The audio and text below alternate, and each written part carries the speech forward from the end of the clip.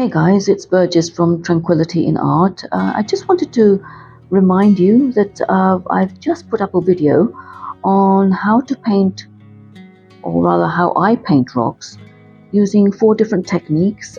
These are the rocks that I will show you how I paint. This one is the salt technique. This one is the card scraping technique. This one is the lifting out technique. And this one is using alcohol, isopropyl alcohol. So it's just a bit of fun I was having with that. I'm not sure how I feel about this one. You can have a look, and let me just take a close-up of it for you, and maybe you can, let me just, is it, yeah. There, this is what the rock is. What the rock looks like after I used the alcohol spray, the isopropyl alcohol.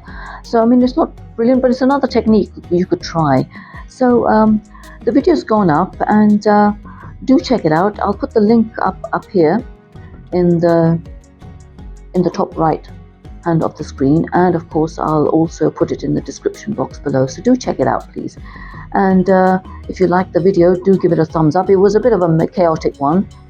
Especially towards the end when I started using the bone in my hand when I was finishing off this particular painting, this particular rock, and just like I am now actually.